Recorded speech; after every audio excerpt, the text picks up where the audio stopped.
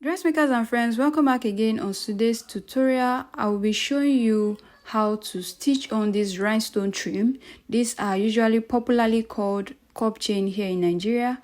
So we are going to be stitching this. I'll show you how to stitch it to any dress. You can use it to form different shape or different design on your dress to embellish.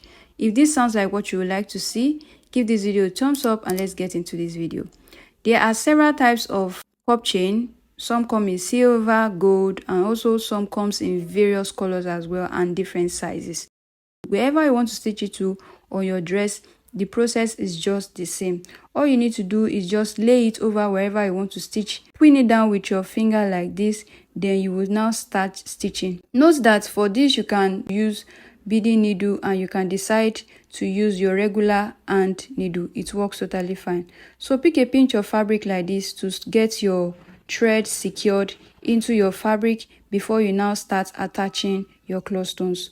Once your thread is into your fabric just like this, pick up your cup chain just like this and then move the thread over to the other side like this, then over on top of this part. You can see that there's that joint, all right? So that joint is where your thread is going to be on top of, just like this.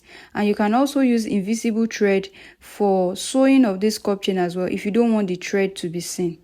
But if it is sewn nicely, I don't think the thread should be an issue. So you are going to stitch it down like this. Ensure that your thread crosses over that part like that.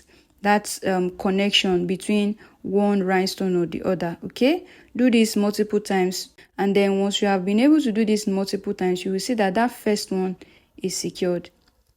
You can actually do the other ones just once, but for this first one you need to do it 2 or 3 times just so you secure that first one and ensure that it sits inside of that chain just like this. Okay, can you see we have been able to secure that first one? Now we are moving, and we are going to be moving in a cross direction. Can you see? So my thread is coming out on the other side like that. It goes over the chain part. Okay, my needle goes into it again, all right, and it comes out on the other side. Okay, just in that crosswise direction. So this is how you are going to sew it. Like I said, the first one is the one you need to do 2 to 3 times.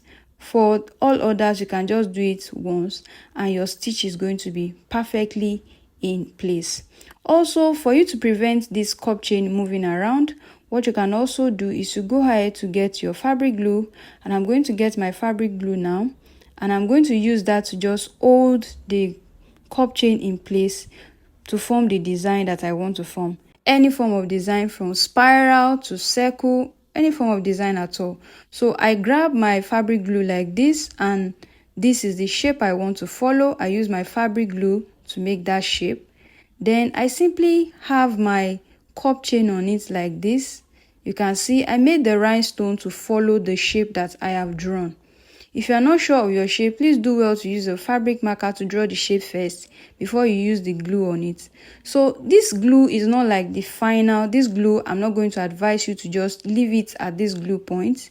Ensure that after you glue it like this is just to hold it temporarily.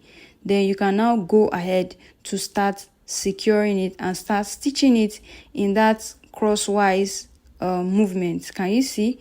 Note that this is also the same cup chain that we all know in Nigeria, and I'm just using my regular hand needle right here. Okay, so this is what you want to do. You continue this process until you have sewn all the parts that you have created or the design that you want to create.